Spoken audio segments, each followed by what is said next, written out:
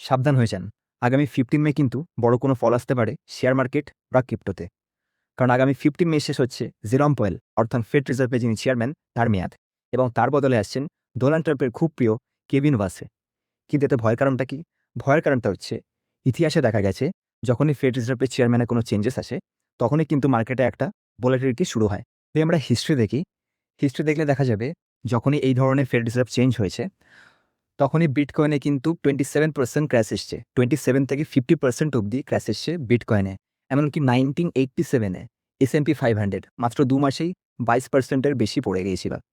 বর্তমানে মার্কিন সনের মূল্য কিন্তু প্রায় $39 ট্রিলিয়ন, যাতে পরিস্থিতি কিন্তু আরও ভয়ানক করে তুলছে।